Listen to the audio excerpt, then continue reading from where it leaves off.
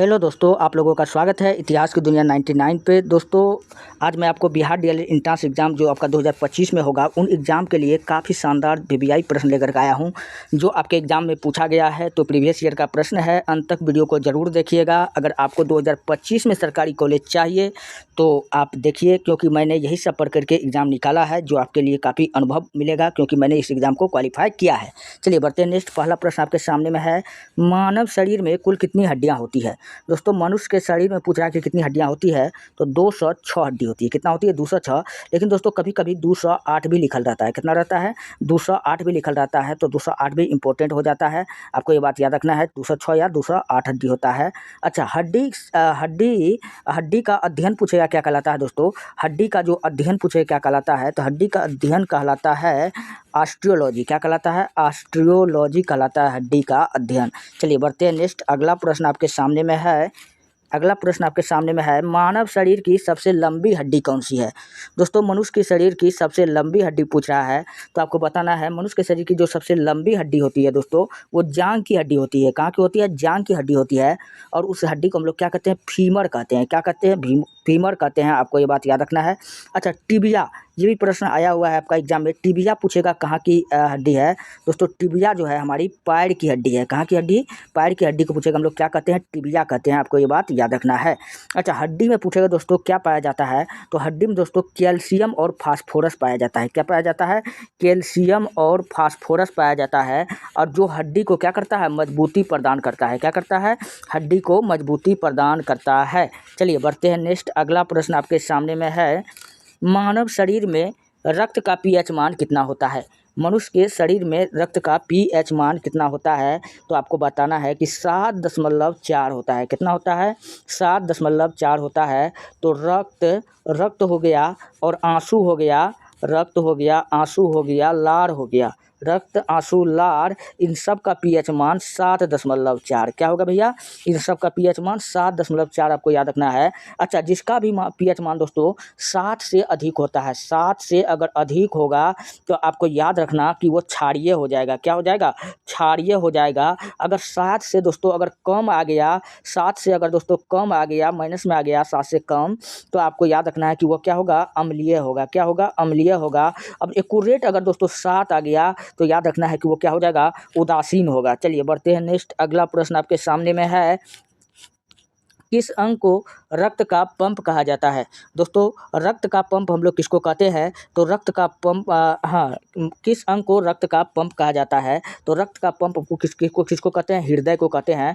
तो option number B क्या हो जाएगा? बिल्कुल राइट हो जाएगा। अच्छा, हृदय के बारे में आपको याद रखना है। हृदय की धड़कन को दोस्तों किससे मापते हैं? तो आपको बताना है कार्डियोलॉजी। हृदय की धड़कन मापने वाले यंत्र को हम लोग क्या कहते हैं? कार्डियोलॉजी कहते हैं। आपको ये बात याद रखना है। और दोस्तों, आपको हृदय से आपको याद रखना है, हृदय दोस्तों पूछेगा 1 मिनट में कितना बार धड़कता है? तो 72 बार धड़कता है। कितना बार धड़कता है? 72 बार धड़कता है। यकृत जो है दोस्तों, यकृत, इसका वजन पूछेगा कितना होता है? तो 2.5 kg होता है। इसी यकृत को दोस्तों हम लोग क्या कहते हैं? लीवर कहते हैं। क्या कहते हैं? लीवर कहते हैं। और यकृत से आपको याद रखना है, क्या रखना है? मनुष्य के शरीर की सबसे लंबी कोशिका पूछेगा क्या है? तो आपको बता, तंत्रिका तंत्र। सबसे बड़ी कोशिका पूछेगा क्या है? तो यकृत है। आपको ये बात याद रखना है। चलिए बढ़ते हैं नेक्स्ट। अगला प्रश्न आपके सामने में है, मानव शरीर में सबसे बड़ी ग्रंथि कौन सी है? मनुष्य के शरीर की सबसे बड़ी ग्रंथि पूछ रहा है। तो सबसे बड़ी ग्रंथि दोस्तों यही हमारा यकृत हो जाता है, जिसको हम लोग लीवर कहते हैं। और इसी को दोस्तों हम लोग जिगर भी कहते हैं। क्या कहते हैं? जिगर भी कहते हैं। जिगर नहीं समझते हैं? नहीं कहता है जिगर तो फरियाले, तो यही जिगर हुआ, तो हम लोग जिगर को कहते हैं। आपको ये बात याद रखना है। और सबसे अगर लंबी ग्रंथि पूछेगा, मनुष्य के शरीर की सबसे लंबी ग्रंथि दोस्तों, सबसे लंबी ग्रंथि आपको बताना है तंत्रिका तंत्र। क्या बताना है? तंत्रिका तंत्र बताना है। आपको ये बात याद रखना है। और तंत्रिका तंत्र का दोस्तों पूछेगा कि मात्रक क्या होता है? तो तंत्रिका तंत्र का मात्रक क्या होता है? न्यूरॉन होता है। क्या होता है? न्यूरॉन होता है। Study of nervous system. तंत्रिका तंत्र को इंग्लिश में क्या कहते हैं? नर्वस सिस्टम कहते हैं। यानी तंत्रिका तंत्र का अध्ययन पूछे क्या कहलाता है? तो न्यूरोलॉजी कहलाता है। क्या कहलाता है? न्यूरोलॉजी कहलाता है। चलिए बढ़ते हैं। अच्छा, जानने से थोड़ा एक प्रश्न और भी मैं आपको बताता हूँ दोस्तों। ये पिट्यूटरी ग्रंथि, इसी को हम लोग क्या कहते हैं? इसी को हम लोग मास्टर ग्रंथि कहते हैं। क्या कहते हैं? मास्टर ग्रंथि पूछेगा, हम लोग किसको कहते हैं? इसी को कहते हैं। या इसी को दोस्तों हम लोग पीयूष ग्रंथि कहते हैं। ये कहाँ पर होता है? तो ये ब्रेन में होता है। आपको याद रखना है। और थायराइड ग्रंथि से दोस्तों एक हार्मोन निकलती है थायरोक्सिन। कौन सा हार्मोन निकलती है? थायरॉक्सिन हार्मोन निकलती है। और थायरोक्सिन थायराइड ग्रंथि से थायरोक्सिन निकलता है। और थायरोक्सिन हार्मोन की कमी से पूछेगा कि हमको कौन सा रोग हो जाता है, तो आपको बताना है कि ग्वाइटर हो जाता है। क्या हो जाता है? ग्वाइटर हो जाता है। इसी ग्वाइटर को दोस्तों हम लोग घेंघा कहते हैं, या इसी को हम लोग गलगंठ कहते हैं। आपको याद रखना है। एड्रिनल को दोस्तों हम लोग क्या कहते हैं? लरो या उरो हार्मोन। क्या कहते हैं? लरो या उरो हार्मोन कहते हैं। और एड्रिनल को हम लोग क्या कहते हैं? आपातकालीन हार्मोन कहते हैं। क्या कहते हैं? आपातकालीन हार्मोन कहते हैं। ये सब प्रश्न एग्जाम के दृष्टिकोण से काफ़ी महत्वपूर्ण है। चाहे आप किसी भी चीज़ का एग्जाम दीजिए, अगर आप अच्छे से तैयारी करके आए हैं तो मेरा वीडियो दरअसल दोस्तों आपको रिवीजन करने के लिए बेस्ट होगा, क्योंकि मैं ज़्यादा से ज़्यादा रिवीजन करवाता हूँ। अगर आपको दोस्तों अगर लग रहा है कि थोड़ा कम एक्सप्लेन होना चाहिए, तो आप वो भी बताइए। दुनिया तो करा ही रहा है, सिर्फ वन लाइनर क्वेश्चन करवा के चल जा रहा है, लेकिन मैं जितना हो सकता है क्वेश्चन को ज़्यादा से ज़्यादा एक्सप्लेन कराता हूँ। दोस्तों अगर आपको पीडीएफ चाहिए तो आप जाइए हमारे टेलीग्राम चैनल पर इतिहास की दुनिया 99 लिख करके वहाँ से पीडीएफ ले सकते हैं, नहीं तो वीडियो के डिस्क्रिप्शन में लिंक पड़ा रहता है। चलिए बढ़ते हैं नेक्स्ट। अगला प्रश्न आपके सामने में है, रक्त में ऑक्सीजन का परिवहन कौन करता है? दोस्तों रक्त में ऑक्सीजन का परिवहन पूछेगा कौन करता है, तो लाल रक्त कणिका करता है। कौन करता है? लाल रक्त कणिका करता है। आरबीसी करता है, ये बात आपको याद रखना है। अच्छा, आरबीसी का जीवन काल पूछेगा टोटल कितना होता है, तो 120 दिन होता है। कितना होता है? 120 दिन होता है। आपको ये बात याद रखना है। और दोस्तों ऊंचाई पर सोते समय याद रखना है कि जब हम सोते हैं दोस्तों, तो हमारा जो आरबीसी की संख्या है 10% घट जाता है। कितना घट जाता है? 10% सोते समय लाल रक्त क्या करता है? घट जाता है। और लाल रक्त में दोस्तों क्या पाया जाता है, तो हीमोग्लोबिन पाया जाता है। क्या पाया जाता है? हीमोग्लोबिन पाया जाता है। और इसी के कारण दोस्तों हमारा खून का रंग क्या दिखता है? लाल दिखता है। आपको ये बात याद रखना है। और दोस्तों खून जो है दोस्तों हमारे शरीर के अंदर क्यों नहीं जमता है, तो दोस्तों हमारे शरीर के अंदर खून क्यों नहीं जमता है, आप लोग फटाफट कमेंट में दोस्तों, मैं चाहता हूं कि इस प्रश्न का आप जवाब दे दीजिए। तब तक हम बढ़ते हैं नेक्स्ट प्रश्न की ओर। अगला प्रश्न आपके सामने में है, कौन सा विटामिन सूर्य के प्रकाश से प्राप्त होता है? दोस्तों सूर्य के प्रकाश से प्राप्त होने वाला विटामिन कौन सा है, तो विटामिन डी जो है दोस्तों हम लोग को सूर्य की रोशनी से प्राप्त होता है। और विटामिन डी का रासायनिक नाम दोस्तों पूछेगा क्या है, तो आपको बताना कैल्सीफेरोल। क्या है? कैल्सीफेरोल है। और विटामिन डी के बारे में आपको याद रखना है दोस्तों, ये एकमात्र विटामिन कहेगा जो हार्मोन है, एकमात्र विटामिन जो हार्मोन है। तो आपको क्या बताना है? विटामिन डी बताना है, जो क्या है? हार्मोन भी है। और बच्चों में, अगर बूढ़ों में दोस्तों विटामिन डी का कमी हो जाता है तो एक रोग हो जाता है। कौन सा रोग हो जाता है? ऑस्टियोपोरोसिस। क्या हो जाता है? ऑस्टियोपोरोसिस हो जाता है। और बच्चों में जब हो जाता है विटामिन डी का कमी, तो इसे रिकेट्स कहते हैं। क्या कहते हैं? रिकेट्स कहते हैं। विटामिन डी की कमी से होने वाला रोग कौन है? रिकेट्स है। और रिकेट्स को दोस्तों हम लोग क्या कहते हैं? सूखा रोग कहते हैं। क्या कहते हैं? सूखा रोग कहते हैं। चलिए बढ़ते हैं नेक्स्ट। अगला प्रश्न आपके सामने में है, मनुष्य में रक्त संचार तंत्र का खोज किसने किया था? तो दोस्तों रक्त संचार तंत्र का जो खोज किया था वो क्या था? विलियम हार्वे ने किया था। कौन किया था? विलियम हार्वे ने किया था। ऑप्शन नंबर ए क्या हो जाएगा हमारा? राइट हो जाएगा। अच्छा, और भी मैं आपको बताता हूं दोस्तों, एक नाम याद दिया हुआ है, लुई पास्चर। लुई पास्चर के बारे में आपको याद रख रहा है, इन्होंने रेबीज के टीका का खोज किया था। किसका खोज किया था? रेबीज के टीका का खोज किया था। रेबीज दोस्तों एक रोग होता है, और ये रेबीज रोग जो होता है दोस्तों, रेबीज रोग ये कुत्ता काटने से होता है, और दोस्तों बंदर के काटने से होता है। तो कुत्ता बंदर काटने से हमको क्या हो जाता है? रेबीज हो जाता है। और रेबीज के जो रोगी होता है दोस्तों, रेबीज का जो रोगी, इसको दोस्तों पानी से डर लगता है। किससे डर लगता है? पानी से डर लगता है। और पानी से डर लगता है, इसलिए इस बीमारी को दोस्तों हम लोग अगला नाम क्या देते हैं? हाइड्रोफोबिया। क्या नाम देते हैं? हाइड्रोफोबिया। दरअसल हाइड्रो का अर्थ ही क्या होता है? जल। जहाँ जहाँ आपको हाइड्रो दिखे समझ आइएगा कि जल की बात हो रही है। तो हाइड्रोफोबिया से हमको क्या होता है दोस्तों? जल से डर लगता है। आपको ये बात याद रखना है। और ग्रेगर जॉन मेंडल एक नाम यहाँ दिया हुआ है, इनको अनुवांशिकी का पिता कहते हैं। क्या कहते हैं? अनुवांशिकी का पिता कहते हैं। किसको कहते हैं? ग्रेगर जॉन मेंडल को कहते हैं। एक नाम यहाँ पर दिया हुआ है रॉबर्ट हुक। इन्होंने दोस्तों 1665 ईस्वी में कोशिका का खोज किया था। किसका खोज किया था? कोशिका का खोज किया था। आपको ये बात याद रखना है। चलिए बढ़ते हैं नेक्स्ट। अगला प्रश्न आपके सामने में है, रक्त में दोस्तों कौन सा तत्व ऑक्सीजन का परिवहन करता है? दोस्तों ऑक्सीजन का परिवहन रक्त में कौन सा तत्व करता है? तो आपका हो जाएगा हीमोग्लोबिन। क्या हो जाएगा? आपका राइट आंसर हो जाएगा हीमोग्लोबिन।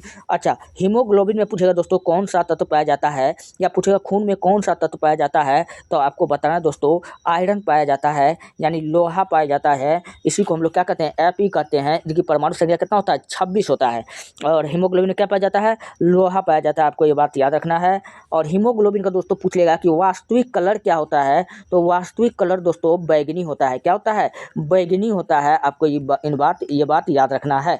अच्छा, मैग्नीशियम दोस्तों किसमें पाया जाता है? तो क्लोरोफिल में पाया जाता है। किसमें पाया जाता है? क्लोरोफिल पाया जाता है। क्लोरोफिल पूछेगा किसमें पाया जाता है? तो मैग्नीशियम में क्या पाया जाता है?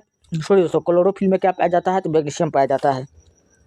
बढ़ते हैं नेक्स्ट। अगला प्रश्न है, मानव शरीर में सबसे छोटी हड्डी कौन सी है? दोस्तों मनुष्य के शरीर की सबसे छोटी हड्डी पूछ रही है, तो सबसे छोटी हड्डी दोस्तों कान का होता है। किसका होता है? कान का होता है, जिसको दोस्तों हम लोग मिस कहते हैं। इंग्लिश में आपको एक ट्रिक याद रखना है, मिस। एम से दोस्तों याद रखना है, एम से याद रखना मैलियस। क्या याद रखना है? मैलियस। और आई से याद रखना है इनकस। क्या याद रखना है? इनकस। और एस से याद रखना है एस्टेपिस। क्या याद रखना है? एस्टेपिस। और यही एस्टेपिस जो दोस्तों है, ये हमारी कान की हड्डी है और सबसे छोटी हड्डी है। सबसे बड़ी हड्डी जांग का मैंने आपको क्या बताया था? फीमर। ये कहाँ की हड्डी है? ये जांग की है। टिबिया कहाँ का होता है दोस्तों? टिबिया जब पैर की हड्डी है। किस कहाँ की हड्डी है? फिबुला। फिबुला कहाँ की है? फिबुला दोस्तों ये जो है ये हाथ की उंगली होगा। फिबुला या पैर का होगा। आप लोग देख लीजिएगा, थोड़ा इसमें कंफ्यूजन लग रहा है। चलिए बढ़ते हैं नेक्स्ट। अगला प्रश्न है, रक्त का कौन सा घटक थक्का जमाने में सहायक होता है? दोस्तों रक्त का कौन सा घटक इसमें थक्का जमाता है? तो वो कौन सा घटक है दोस्तों? हमारे रक्त 3 प्रकार का पाया जाता है, आरबीसी, डब्ल्यूबीसी, प्लेटलेट्स। तो ये प्लेटलेट्स जो है दोस्तों, वो रक्त का थक्का जमाता है। क्या जमाता है? रक्त का थक्का जमाता है। अच्छा, अगर पूछेगा कि रक्त का थक्का जमाने में कौन सा विटामिन की जरूरत पड़ता है, तो विटामिन का नाम आपको बताना है। विटामिन के। कौन सा? विटामिन के रक्त का थक्का जमाता है। फिर पूछेगा कि रक्त का थक्का जमाने में कौन सा प्रोटीन सहायक है, तो जब प्रोटीन का जब नाम पूछे तो आपको बताना है फाइब्रिनोजन। क्या बताना है? फाइब्रिनोजन बताना है। क्या बताना है? फाइब्रिनोजन आपको बताना है। और रक्त का थक्का जमाने में पूछेगा विटामिन के हो गया। टोटल 14 प्रकार की चीज़ का ज़रूरत पड़ता है दोस्तों। ये फाइब्रिनोजन है ना, जब रक्त में से दोस्तों हम लोग जब हम प्लाज्मा में से दोस्तों जब हम फाइब्रिनोजन पदार्थ को निकाल लेते हैं, तो बचा हुआ भाग हमारा पूछे क्या कहलाता है? तो सीरम कहलाता है। क्या कहलाता है? सीरम कहलाता है। दोस्तों ये सब क्वेश्चन पूछा जाता है, इसलिए मैं आपको बताता हूँ, बार बार बताता हूँ ताकि आपको याद रहे। चलिए बढ़ते हैं नेक्स्ट। अगला प्रश्न आपके सामने में है, कौन सा हार्मोन रक्त में शर्करा के स्तर को नियंत्रित करता है? मतलब चीनी शर्करा मतलब क्या हो गया? चीनी के स्तर को नियंत्रित करता है। कौन करता है? इंसुलिन करता है। कौन करता है? इंसुलिन करता है। तो आपको ये बात याद रखना है। और इंसुलिन का दोस्तों अगर कमी हो जाए, माइनस में ये चिन्ह दिए हैं, जिसका मतलब क्या हो गया? इंसुलिन का अगर कमी हो जाए, तो इंसुलिन हार्मोन का अगर कमी हो जाएगा दोस्तों, तो हमें कौन सा रोग हो जाएगा? डायबिटीज हो जाएगा। इसी को हम लोग चीनी कहते हैं, या इसी को दोस्तों हम लोग मधुमेह कहते हैं, या इसी को दोस्तों हम लोग क्या कहते हैं? धीमी मौत कहते हैं। क्या कहते हैं? धीमी मौत कहते हैं। और इंसुलिन जो है दोस्तों, इंसुलिन यह एक अनुवांशिक रोग है। क्या है? अनुवांशिक रोग है इंसुलिन। आपको ये बात याद रखना है। चीनी जो है, यह इंसुलिन है दोस्तों, चीनी क्या है? यह एक अनुवांशिक रोग है। आपको ये बात याद रखना है। चलिए बढ़ते नेक्स्ट। अगला प्रश्न आपके सामने में है, मानव शरीर में कुल कितने दांत होते हैं? मनुष्य के शरीर में पूछा है कि टोटल कितना दांत होता है, तो टोटल 32 दांत होता है। कितना होता है? 32 दांत होता है। दांत का अध्ययन पूछेगा क्या कहलाता है, तो ओडोंटोलॉजी। क्या कहलाता है? ओडोंटोलॉजी कहलाता है दांत का अध्ययन। और दोस्तों दांत में पूछेगा कि ऐसा कौन सा तत्व पाया जाता है, तो दांत में दोस्तों दांत की मजबूती के लिए कैल्शियम और फास्फोरस पाया जाता है। क्या पाया जाता है? कैल्शियम प्लस फास्फोरस दोस्तों पूछेगा हमको कहाँ पाया जाता है? हड्डी में भी पाया जाता है और दांत में भी पाया जाता है। आपको ये बात याद रखना है। और दांत जो है दोस्तों, अगर किसी व्यक्ति का उम्र दोस्तों 20 वर्ष से दोस्तों अगर कम है, तो उनके मुंह में दोस्तों टोटल कितना दांत हो जाएगा? 28 दांत होगा। कितना दांत होगा? 28 दांत हो जाएगा। और 20 वर्ष दोस्तों किसी का अगर आयु अगर ज़्यादा है, इसमें 4 दांत बढ़ जाता है। इसी को दोस्तों हम लोग अकल दांत कहते हैं या ज्ञान चौक कहते हैं। अच्छा, अस्थायी दांत पूछेगा दोस्तों कितना होता है, तो अस्थायी दांत दोस्तों 20 होता है। कितना होता है? 20 होता है। क्योंकि यह दांत जो होता है एक बार झड़ जाता है, टूट जाता है, तो जो टूट जाता है इसलिए अस्थायी है, टेम्पोररी है, तो ये टूटेगा, तो इसलिए इसको हम लोग क्या कहते हैं, दूध का दांत कहते हैं। क्या कहते हैं, दूध का दांत कहते हैं। मच्छर में दोस्तों पूछेगा कितना दांत होता है, तो मच्छर में 47 दांत होता है। कितना दांत होता है, 47 दांत होता है। चलिए बढ़ते हैं नेक्स्ट, अगला प्रश्न आपके सामने में है, मानव शरीर में कौन सा अंग स्वयं को पुनः उत्पन्न कर सकता है, तो वह कौन कर सकता है, तो स्वयं को उत्पन्न कर सकता है, कौन कर सकता है दोस्तों, यकृत आपको याद रखना है। क्या रखना है, यकृत यानी लीवर। अगर दोस्तों लीवर में अगर थोड़ा सा चोट लग जाए, खराब हो जाए, तो तुरंत अपने आप को ठीक कर लेता है, क्योंकि लीवर का दोस्तों पुनरुद्धारण की क्षमता अधिक होता है। किसका होता है, पुनरुद्धारण की क्षमता अधिक होता है। और दोस्तों हाइड्रा एक जीव है, हाइड्रा, इसको बीचों बीच अगर काट दीजिएगा, ये समुद्री जीव है, इसको अगर बीचों बीच काट दीजिएगा तो अपने आप फिर जोड़ देता है। जैसे आप छिपकली का पूंछ को काट दीजिएगा तो कुछ देर में सही कर लेता है।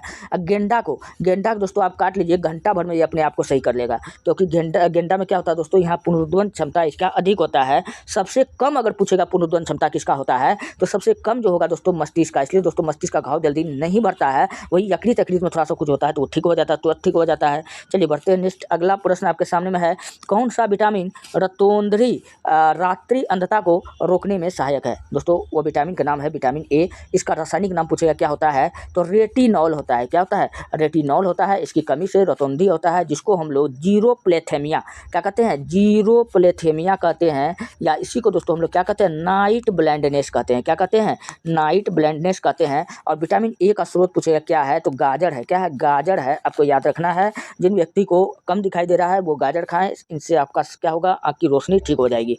चलिए बढ़ते हैं नेक्स्ट, अगला प्रश्न आपके सामने में है, मानव शरीर में सबसे बड़ी कोशिकाएं कौन सी होती है। मनुष्य की शरीर की सबसे बड़ी कोशिका पूछेगा दोस्तों, बड़ी है तो क्या है, लंबी है, तो आपको क्या बताना है, मनुष्य के शरीर की सबसे बड़ी कोशिका, तो आपको बताना क्या बताना है, ये कोशिका पूछा है, तंत्रिका कोशिका। क्या बताना है, तंत्रिका कोशिका बताना है। और इसकी मात्रक पूछे क्या होता है, न्यूरॉन होता है। क्या होता है, न्यूरॉन होता है। तंत्रिका तंत्र, तंत्रिका तंत्र को दोस्तों क्या होता है, ये हमारे ब्रेन को ही हम लोग क्या कहते हैं, तंत्रिका तंत्र कहते हैं। यह एक कंप्यूटर के जैसा कार्य करता है। चलिए बढ़ते नेक्स्ट, अगला प्रश्न है, मानव शरीर में कुल कितनी पेशियाँ होती है। दोस्तों मनुष्य के शरीर में अगर पेशियों की बात किया जाए तो 639 होता है। एक्यूरेट कितना होता है, 639। तो इस आसपास में देखिए आपको कितना है, 650 है, तो ऑप्शन नंबर बी क्या होगा, राइट होगा। चलिए बढ़ते हैं नेक्स्ट, अगला प्रश्न आपके सामने में है, मानव शरीर में रक्त कितनी मात्रा में पाया जाता है। तो मनुष्य के शरीर में 5 से 6 लीटर रक्त पाया जाता है। कितना पाया जाता है, 5 से 6 लीटर। तो ऑप्शन नंबर सी क्या हो जाएगा, बिल्कुल राइट हो जाएगा। दोस्तों रक्त को पूछेगा कि कहाँ रखा जाता है, रक्त को कहाँ रखा जाता है सुरक्षित, तो पहले रखा जाता था दोस्तों डेक्स्ट्रेट में। कहाँ रखा जाता था, तो वहाँ पे रक्त क्या होता है, नहीं जमता है, तो डेक्स्ट्रेट में पहले रखा जाता था। अब कहाँ रखा जाता है दोस्तों, अब रखा जाता है द्रव नाइट्रोजन में। कहाँ रखा जाता है, द्रव्य नाइट्रोजन में रखा जाता है। चलिए बढ़ते हैं नेक्स्ट, अगला है कौन सा अंग शरीर का संतुलन बनाए रखने में सहायक होता है। तो शरीर का संतुलन दोस्तों कौन सा अंग बनाए रखता है, तो कान बनाए रखता है। और कान जो है दोस्तों हमारा मस्तिष्क का एक भाग होता है, सेरिबेलम। क्या होता है, सेरिबेलम। और यही जो है हमारे शरीर का संतुलन बना करके रखता है, ये इनसे कनेक्टेड होता है। इसलिए हम कान कह सकते हैं कि हमारे शरीर का एक अंग है जो हमारे शरीर को क्या करता है, संतुलन बनाए रखता है। चलिए अच्छा, त्वचा के बारे में याद रख लीजिए दोस्तों। त्वचा मनुष्य के शरीर का सबसे लंबा अंग है, आपको याद रखना है, सबसे बड़ा अंग है। चलिए बढ़ते नेक्स्ट, अगला है, मनुष्य के शरीर में पाचन की क्रिया कहाँ से शुरू हो जाती है। तो मनुष्य के शरीर में पाचन की क्रिया हमारा मुख गुहा यानी मुख से शुरू हो जाता है। तो ऑप्शन नंबर सी हो जाएगा, क्या हो जाएगा, बिल्कुल राइट हो जाएगा। अच्छा, भोजन का पाचन कहेगा दोस्तों हमारा कहाँ संपूर्ण होता है, तो छोटी आंत में। कहाँ होता है, छोटी आंत में। और यही छोटी आंत से हमारा भोजन निकल के कहाँ चला जाता है, इरेक्टम में चला जाता है। और इरेक्टम से के माध्यम से दोस्तों हमारा भोजन मल के माध्यम से बाहर निकलता है इरेक्टम के बाद। चलिए बढ़ते हैं नेक्स्ट, अगला है गुर्दा, जिसको हम लोग किडनी की कार्य प्रणाली को नियंत्रित करने वाला हार्मोन कौन सा है। तो उसको कौन सा हार्मोन नियंत्रित करता है हमारे किडनी को, तो वो करता है एड्रीनलिन हार्मोन, क्योंकि इसी को हम लोग क्या कहते हैं, आपातकालीन हार्मोन कहते हैं। पीछे बता करके आए हैं इसलिए हम ज़्यादा नहीं बताएंगे। अच्छा, कैल्शियम ऑक्जेलेट को हम लोग क्या कहते हैं, कैल्शियम ऑक्जेलेट हम लोग क्या कहते हैं, गुर्दों की पथरी कहते हैं। आपको ये बात याद रखना है। चलिए बढ़ते हैं नेक्स्ट, अगला है कौन सा खनिज हड्डियों को मजबूत करता है? तो वो कौन सा है? हमको पता है कि हमारे शरीर में क्या पाया जाता है? कैल्शियम। हड्डी में हमारा क्या पाया जाता है? कैल्शियम पाया जाता है और फास्फोरस पाया जाता है। ये दोनों क्या करता है? हमारे हड्डियों को मजबूत रखता है। दांत में भी पाया जाता है। और अच्छा, दांत का दोस्तों पूछेगा कि दांत का सबसे कठोर भाग बताना, हमारे शरीर का सबसे कठोर भाग पूछेगा तो आपको बना दांतों का एनामेल बताना है। क्या बताना है? दांतों का एनामेल बताना है। चलिए बढ़ते नेक्स्ट, अगला प्रश्न आपके सामने में है, मानव शरीर का सबसे बड़ा अंग कौन सा है? दोस्तों मनुष्य के शरीर का भी मैंने आपको जस्ट बता करके आया हूँ, क्या है? त्वचा है। देख लीजिए, त्वचा प्रत्येक शरीर में है, सब जगह है, तो इसलिए क्या हो जाएगा? सबसे बड़ा अंग यही है। नेक्स्ट दोस्तों, अगला प्रश्न आपके सामने में है कि मनुष्य के शरीर में कुल कितने नसें होती है? तो 1 लाख से अधिक होता है। कितना होता है? 1 लाख से अधिक होता है। तो ऑप्शन नंबर डी क्या हो जाएगा? बिल्कुल राइट हो जाएगा। नेक्स्ट प्रश्न है, कौन सा तत्व हड्डी और दांतों की मजबूती के लिए आवश्यक होता है? तो हड्डी और दांतों की मजबूती के लिए, दोनों के लिए दोस्तों कौन सा पीछे बता करके आए हैं? फास्फोरस और उसके बाद में फास्फोरस तो बताइए किया, और कैल्शियम। क्या बताना है? कैल्शियम, दोनों ज़रूरत है। चलिए बढ़ते नेक्स्ट, अगला है, पाचन में सहायता करने वाला एंजाइम कौन सा है? तो पाचन में सहायता करने वाला कौन है? ये तीनों हो जाएगा, एमाइलेट, ट्रिप्सिन, पेप्सिन, ये सभी हो जाएगा। तो ऑप्शन नंबर क्या हो जाएगा? बिल्कुल राइट हो जाएगा। और ये कहाँ से निकलता है? हमारा अग्नाशय से निकलता है। कहाँ से निकलता है? अग्नाशय से निकलता है। दोस्तों ये रहा आज के कुछ प्रश्न जो आपको मैंने बताया, काफ़ी इंपोर्टेंट प्रश्न था आपके एग्जाम के दृष्टिकोण से। अगर आपको वीडियो अच्छा लगता है, हेल्पफुल लगता है, हमारे चैनल को सब्सक्राइब कर लीजिए, वीडियो को लाइक कर दीजिए, जितना हो सके दोस्तों में शेयर कर दीजिए। अगर रोज क्लास का आपको PDF चाहिए तो आप जाइए हमारे टेलीग्राम चैनल पर, वहाँ पर आप ITIHASKI दुनिया 99 लिख करके आप वीडियो का PDF ले सकते हैं। नहीं तो वीडियो के डिस्क्रिप्शन में लिंक डाल दिया जाता है। मिलते हैं नेक्स्ट वीडियो में। जय हिंद, जय भारत।